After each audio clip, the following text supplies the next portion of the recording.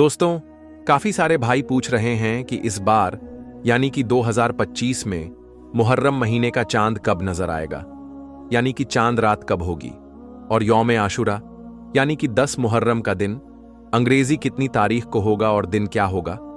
इसलिए आज की इस वीडियो में हम आपको मुहर्रम 2025 की कंफर्म तारीख बताने वाले हैं, यानी कि इस साल मुहर्रम महीने का आगाज कितनी तारीख को होने वाला है।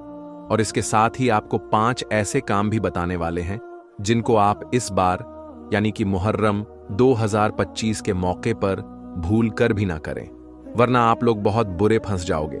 इसलिए आज का यह वीडियो आप सभी के लिए बहुत खास है, आप इसको आखिर तक जरूर देखें। और सबसे पहले हजरत इमाम हुसैन की मोहब्बत में आप इस वीडियो को दिल से एक लाइक जरूर कर दें और मेहरबानी करके इसे शेयर भी कर दें ताकि और भी लोगों के पास में यह वीडियो पहुंच जाए। तो चलिए दोस्तों, शुरू करते हैं। दोस्तों, इस्लामी नया साल मुहर्रम के महीने से शुरू होता है, जिसे अल हिजराह या अरबी न्यू ईयर के नाम से भी जाना जाता है, जो कुछ ही दिनों के बाद में शुरू होने वाला है। इसलिए काफी भाई पूछ रहे हैं कि इस साल मुहर्रम महीने का आगाज कितनी तारीख से होगा, यानी कि इस बार मुहर्रम महीने की पहली तारीख किस दिन होगी। तो इस हवाले से हम आपको बता दें कि इसे लेकर हमने बहुत सारे इस्लामी कैलेंडरों को देखा, उनका जायजा लिया, तो हमें ज्यादातर कैलेंडरों में जो तारीख नजर आई है उनके मुताबिक इस साल 26 जून 2025 यानी कि जुमेरात के दिन मुहर्रम महीने का चांद नजर आएगा। जुमेरात की रात चांद रात होगी और फिर 27 जून 2025 यानी कि जुम्मा के दिन मुहर्रम महीने की पहली तारीख होगी और इसी दिन से नया इस्लामिक साल शुरू हो जाएगा। याद रखें, इस्लामिक साल जो शुरू होता है वह मुहर्रम महीने से शुरू होता है और फिर ईद उल अजहा के महीने पर जाकर खत्म हो जाता है।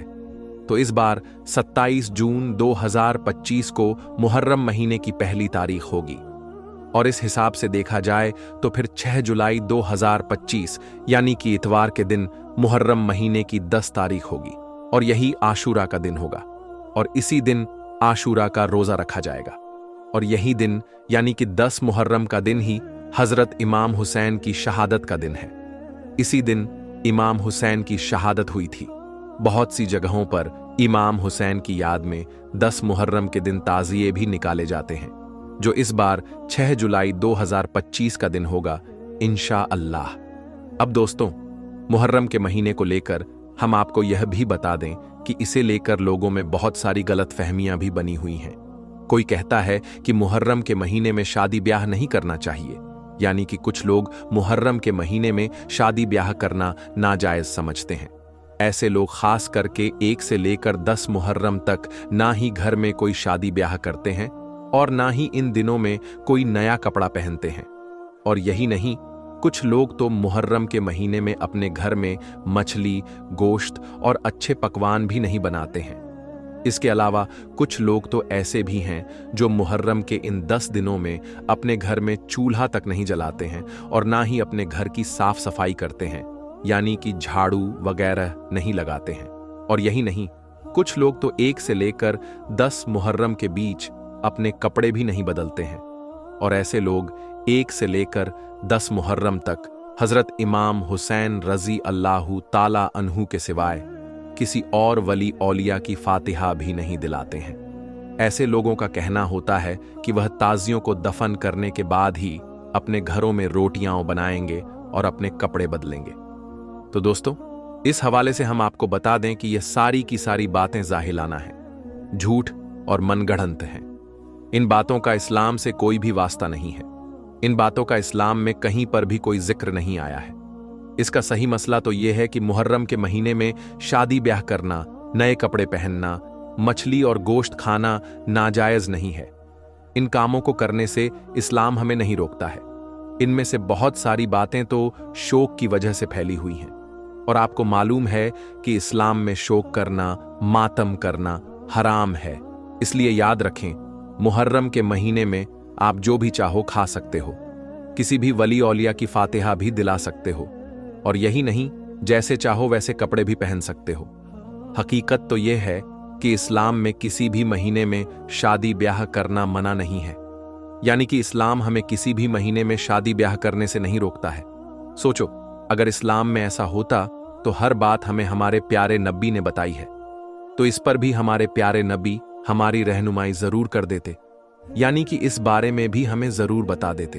हमेशा से लोग इस महीने में शादी ब्याह करते आ रहे थे, मगर दरअसल गलत फहमी उस वक्त पैदा हो गई जब से करबला का यह वाकया पेश आया।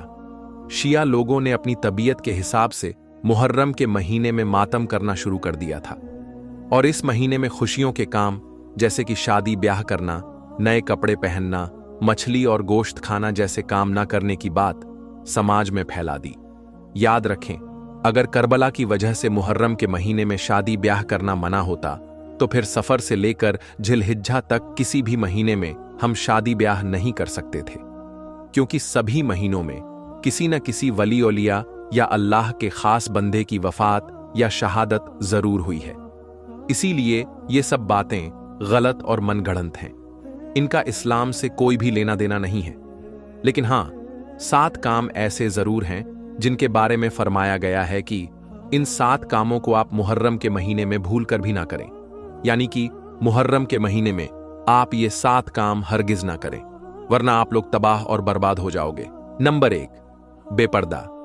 दोस्तों, याद रखें, औरतों पर पर्दा पहले ही फर्ज है, इसलिए मुहर्रम के महीने में सज संवर कर शहादत की रात घूमना, मेलों में मर्दों के साथ घुल मिलकर जाना सख्त गुनाह का काम है। इसलिए औरतें मुहर्रम के महीने में यह काम भूल कर भी ना करें। नंबर 2, मातम। दोस्तों, मुहर्रम के महीने में काले कपड़े पहनना, औरतों का सीना पीटना और मातम करना यह भी गुनाह का काम है, इसलिए आप मुहर्रम के महीने में ऐसा काम भी भूल कर ना करें। नंबर 3, मेहंदी। दोस्तों, याद रखें, करबला के मैदान में कोई भी शादी नहीं हुई थी, इसलिए मुहर्रम के महीने में मेहंदी मनाना या फिर मेहंदी चढ़ाना सख्त मना है, इसलिए आप यह गलती भी मुहर्रम के महीने में भूल कर न करें। नंबर 4, ढोल ताशे। दोस्तों, याद रखें, जब अपने घर में किसी की मौत हो जाती है तो टीवी, रेडियो, खेलकूद और तफरीह यह सब बंद कर दिया जाता है। तो फिर हजरत इमाम हुसैन की शहादत पर ढोल बजाना, शहादत की रात घूमना फिरना, शोर मचाना हरगिज जायज नहीं हो सकता, इसलिए इस दिन आप यह काम भी भूल कर ना करें। इसके अलावा हजरत इमाम हुसैन की शहादत के दिन मेले सजाना, फोटो खिंचवाना, वीडियो बनवाना और किसी भी तरह का दिखावा करना भी गलत और गुनाह का काम है, इसलिए आप यह गलती भी भूल कर ना करें। नंबर 5, तकलीफ।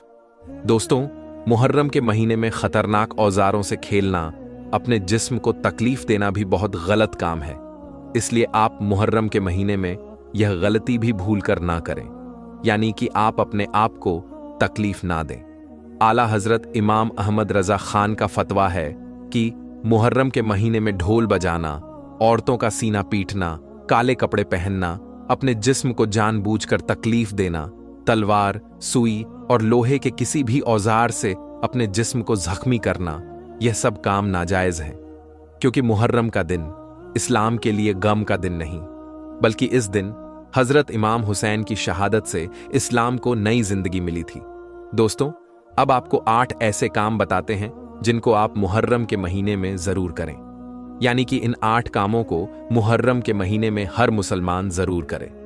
इंशाअल्लाह आपकी जिंदगी संवर जाएगी। नंबर 1, मुबारकबाद। दोस्तों, याद रखें, इस्लाम का नया साल मुहर्रम के महीने से शुरू होता है, इसलिए सबसे पहले तो आप अपने इस्लामी भाई बहनों को नए साल की यानी कि मुहर्रम की मुबारकबाद जरूर दें। नंबर 2, रोजा।